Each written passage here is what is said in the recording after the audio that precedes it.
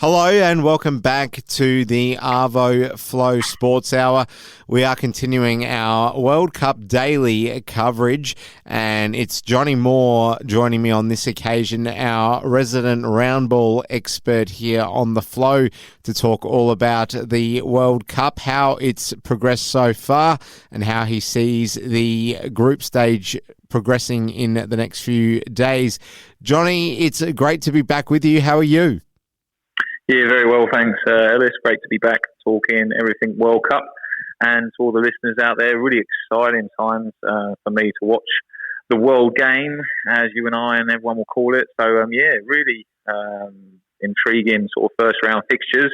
And we can get down to the nitty gritty and talk and analyse all these games. And I look forward to doing it with you. Let's go back a few days here, Johnny. Before I sort of, carefully pick apart the group stage story so far, I just want to get your impressions on the highlights for you that have really been standout moments in the World Cup so far.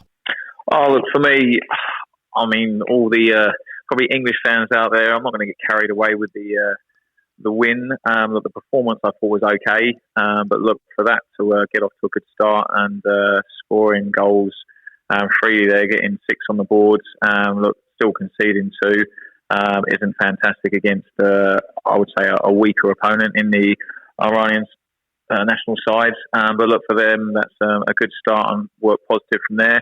Look, for me, the best team in terms of what I've seen so far of their whole game has been France. I thought they played very much for each other. They've got obviously one probably standout, and most people probably circle in Mbappe, but I thought Giroud was really good around the box, really good aerial presence and his quick feet. But Dembele on the other wing, he's really good at crossing the ball, taking on players, playing very direct like Mbappe himself. Defensively, they looked solid most of the game.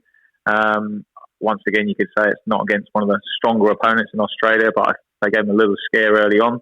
And probably, look, the Saudi Arabian side, obviously, definitely probably wouldn't have predicted them to get the win against Argentina. I know they sat back most of the first half and very compact defensive unit. Played a very high line, and look, the second half they really took it upon them and scored 2 very good strikes, and collectively they worked really hard. Very physical side in there, quite a few bookings, and probably the only other one I would probably take out of that is probably Spain. That's impressed me. A lot of experience in their back line, in Laporte, Rodri, Azpilicueta and Jordi Alba, so lots of good defenders in that instincts, and look, Busquets anchoring that midfield. He can obviously open up the game, but defensively he's very good. But the youth in front of them, I thought they've got a really good blend of that experience and youth in their team. So look, I know it's the first game, and once again Costa Rica probably not the strongest opponents, but very impressive 7-0 win. So they're probably my 4 teams that probably stood out amongst the rest of them. Well, I just want to ask you about the Socceroos game, Johnny, given that you brought it up. I always like to take the opportunity to relate certain instances in games to yourself and how you would assess a situation as a player in the heat of the moment. So Australia going 1-0 up against France, it obviously shocked everyone. What would you have sort of, if you were out on that field in that moment, what would you have said to the players, or what sort of approach would you have liked to have conveyed in order to just see things out, hopefully for a lot longer than Australia ended up doing? Because I'm not entirely sure what happened. It felt like we just completely changed the approach for a good portion of time, and then we sort of stupidly, after conceding the equaliser, then went into this ridiculous kind of, okay, well, now let's go the polar opposite again and try play out even when we wouldn't be advised to do so. So it was a very choppy, sort of inconsistent approach that we saw from the Socceroos after initially going ahead. How would you have liked that situation to have been different if you were on that field? Oh, for me personally, I would just keep putting as much pressure on the opponents as possible, especially going 1-0 so early in the game. For me, it would be a different story if you've perhaps got 15, maybe 20 minutes max to go. You might be able to hold out that 1-0 scoreline, but scoring so early on, for me, as a player or probably as a coach, sometimes the worst thing to do is sit back, invite that pressure, especially against the quality outfit of the French. Look, for me, you get the ball out wide, you put crosses into the box. Look, there's a chance of players to get on the end of them, or defensively you have to make a clearance. Could be an own goal, things like that. So especially the goal came from a ball in. Obviously, defender slipped and the ball came in, but Goodwin, obviously an excellent finish from him. But it was almost just sit back, absorb the pressure, see if they can break us down. But for me, it's probably the wrong approach, especially like I mentioned, in terms of the duration, how much left of the game. And yeah, like you mentioned, probably playing out from the back. Look, there's going to be times where you can play out, and there's times where you need to go long. I thought maybe could have gone 2 up front and played a little bit more direct, and maybe tried to win flick-ons and get behind them and really put them under more pressure. And look, you can still play direct football effectively in terms of hitting targets. It's not just a hit and hope kind of ball. But yeah, I think really the possession really dominated from France once they went 1-0 down, and it was just for me, whether it was the players, whether it was the coach collectively, it was just a little bit disappointing because I think Australia, like I said, gave the whole country obviously lots of cheers early on, but then it soon turned around, and it was very much a dominant display from France, probably 15, 20 minutes into the game. All right, I also want to find out what your thoughts are on England right now, Johnny, because often we do see with the English that the hype can get the better of them. They've got a fantastic squad with so much depth, and they've started their FIFA World Cup campaign with such a high-scoring win over Iran, who, on paper, I don't think are a very bad side, and I think most people expected this to be a much closer game. So how are you feeling right now about England? Yeah, look, very confident.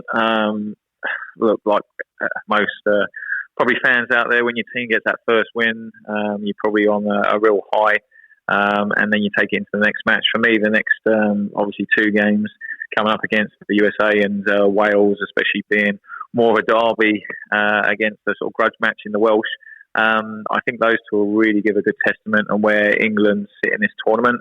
For me, even if you can just get the sort of the job done and get those sort of 2 wins, even if it's a 1-0 on both occasions, that will really set them up in terms of, look, defensively. I think they need to keep clean sheets, because for me, winning the World Cup, look, that will definitely hold them in good stead. But look, if they're scoring goals freely like they are, and the substitutes that came on, I think you've got a lot of depth in there with Rashford getting on the score sheet. Grealish was opening things up. I'm a big fan of Foden. I thought he came on and is a very good attacking and creative player that he can pull the strings in there. So look, for the England team, I think it's looking very promising. I know there's a lot of talk about Jude Bellingham. His work rate was phenomenal. He was very good on the ball, and obviously got his goal for England to set them off. So he's a real talent to watch out for in this World Cup. But look, there's still a long way to go.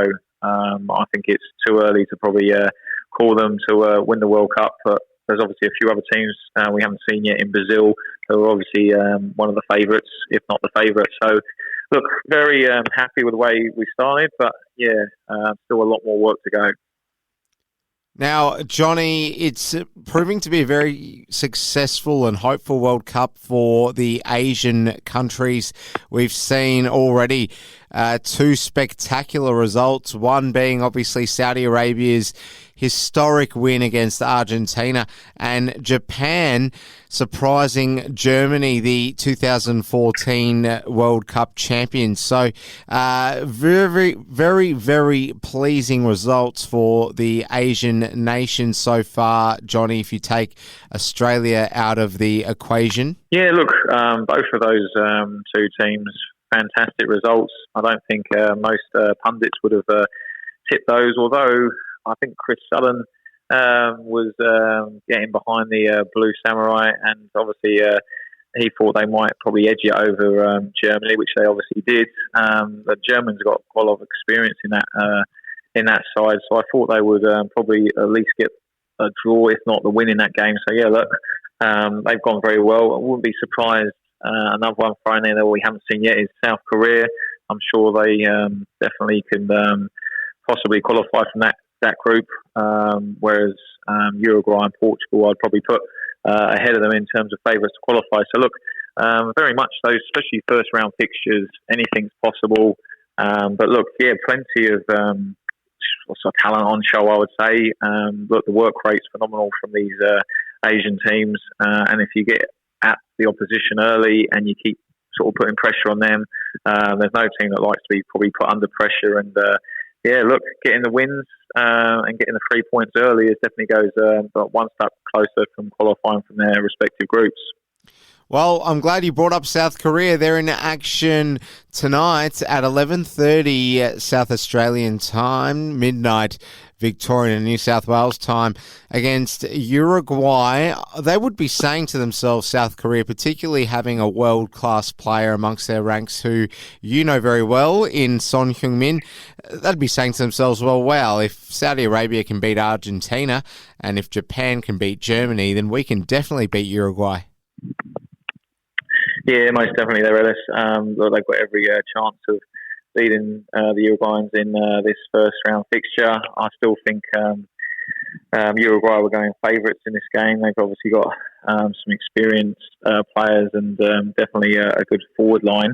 But that's not to say the South Koreans can't get the win. I think the confidence is the main thing most players need to have, and just so you got to go in and express yourselves, play with freedom.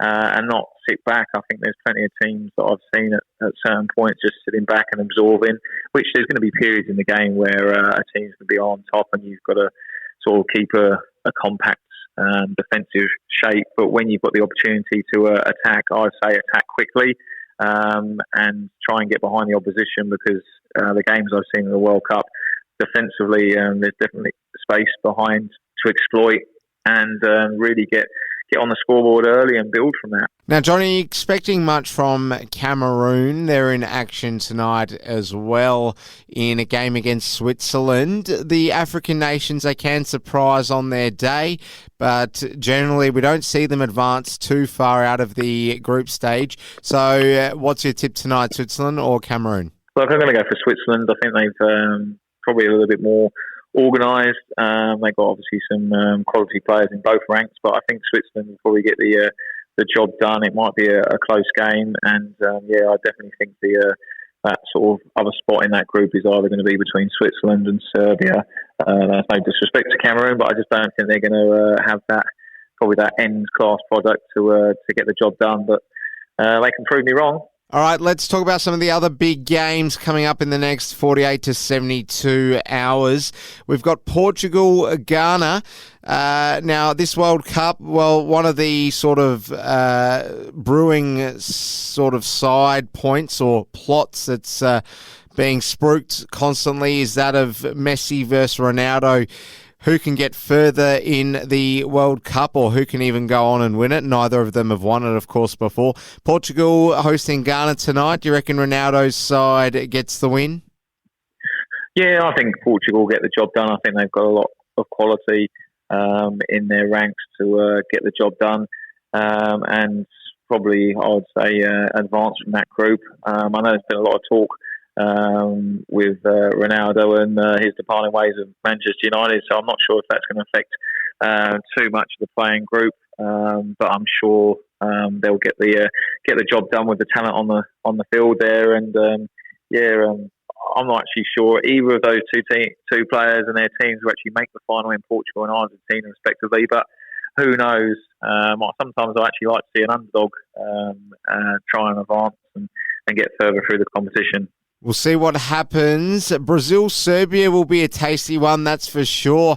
That is tomorrow morning at 6 a.m. Eastern Time.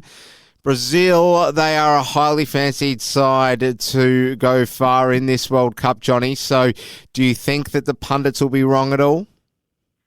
No, I don't see the punditry being wrong in this one. I think Brazil have got the the quality and the depth in that game to get the job done and convincingly.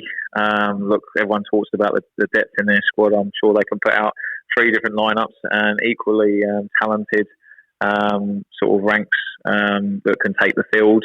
And I'm really looking forward to watching the flair and the skill and all that comes with the Brazilians. So yeah, look, Serbia, they've obviously got a couple of attacking threats in Mitrovic and Saric, I believe, from Lazio. He plays his club games for us, so he's very creative midfield. But I think they're going to be overrun by the Brazilians. So hopefully, sit back and enjoy that one.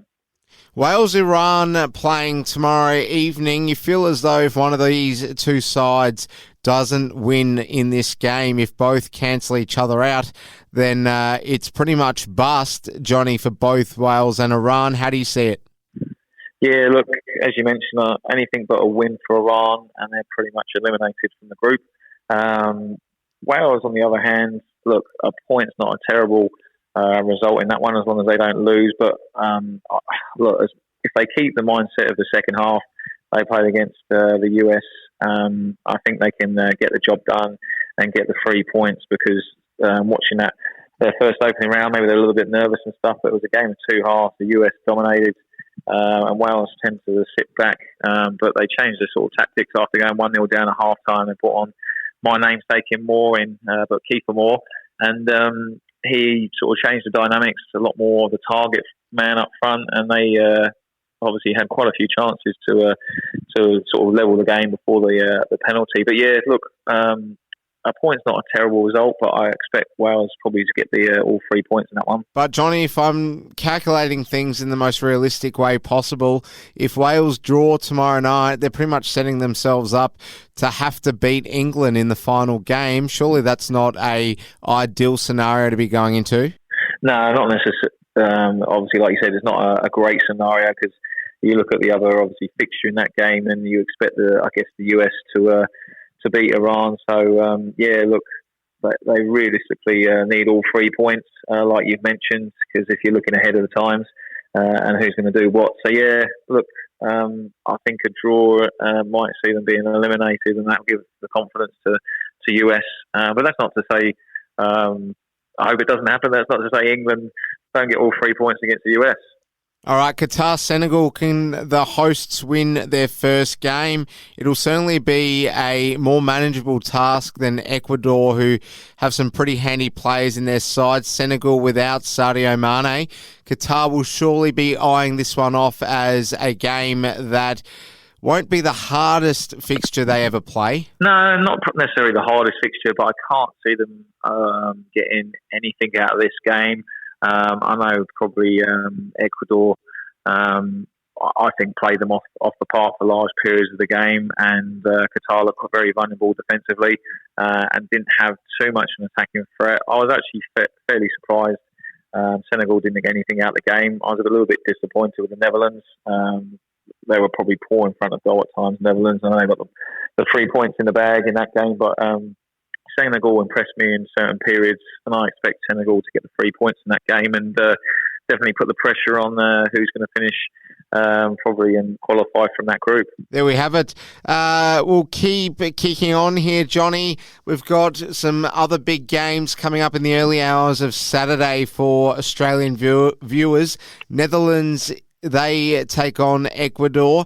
Netherlands winning their first game, but it wasn't a huge test for them.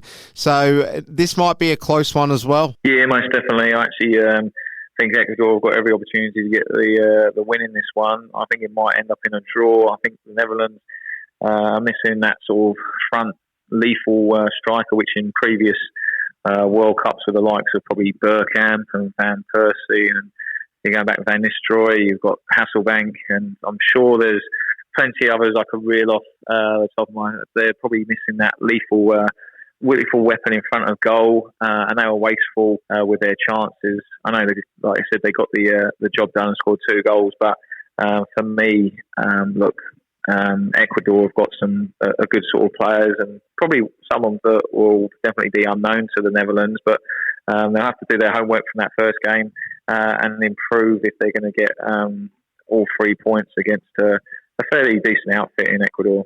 Now, England, USA, this is a very mouth-watering fixture, Johnny, particularly given that behind the scenes with some fan culture, people are talking about the fact that whoever wins this game should force the losing nation into keeping the talk show host James Corden in that country. So what do you make of that?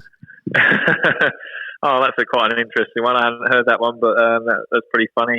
He's a good probably host and commentator for a bit of banter out there. So yeah, that wouldn't be surprising. Hopefully, the England team can get the job done. I think it'll be a lot different test against the Iran side that they obviously played in their opening fixture. US looked fairly strong in the attacking sense, and I just hope that England will go out with a positive mindset and play a lot more, probably I think, forward football, getting into midfield, getting out wide early or playing into Kane, bouncing off him, playing in behind. There's going to be times where you can keep the ball, but I think we've got to be a lot more attacking minded as opposed to playing more the sort of backward passes, and definitely get out of the US and hopefully put the pressure on them early and build from getting a couple of goals in that game. Soccer versus football is how they're labelling this one, Johnny. Now, I think the tip everyone's really wanting off you, Johnny, is whether the Socceroos can win their game against Tunisia. The feeling and sentiment is that if Australia don't win this game, then there's no chance, Johnny. So it really is all or nothing for the Socceroos on Saturday evening, 9 p.m. Eastern Time, 8:30 in the central part of the country. Wow, Johnny, no one can wait for this one. Yeah, I think this is for all those Australian fans out there, and myself included. I'll be supporting both teams in Australia and England, both my I guess, nationalities with both sort of teams respectively. Look, Tunisia aren't going to be an easy opponent. They were pretty impressive, I thought, and it was pretty end-to-end against playing against Denmark in their opening fixture. So, look, Australia, I think, have to be a lot more, like we spoke about, going into that sort of early lead. They need to be very much attacking-minded. There's going to be periods where they're going to, like I said, not have the ball and just be compact and stuff. But I think they've got to get players in positions, especially for a second phase, a lot better and learn from the mistakes they made against a France outfit. I think the goal that they conceded from the header, which was the equaliser when the corner came out, they're all sort of say spaces between the defenders and too many lines. So they have to be a lot more organised and compact. But look, yeah, really mouth-watering time this one, because I think whoever gets the 3 points in this one is going to go a long way to sort of pushing them towards getting that qualification. A loss for either side, and yeah, they're going to make it a really difficult prospect to qualify. I even think that will knock Australia out if they obviously were to lose. A draw doesn't really help either side, so it's a probably must-win for both countries, I would say. Johnny Moore, our football expert here on The Flow. Great to catch up with you. That's where we'll leave it. Enjoy all the upcoming football, an absolute feast of games. You just can't take a second out and, I guess, revitalise yourself. It's just that hectic right now. Johnny, good to chat with you again. We'll do it all next week. Have a nice weekend and enjoy the football. Yeah, thanks very much. And to all the listeners out there, enjoy all those mouth-watering games that we've just analysed, and hopefully you can get a little bit of rest between the games, but plenty to fill your whole weekend. So sit back, relax, enjoy, and have fun. Hour.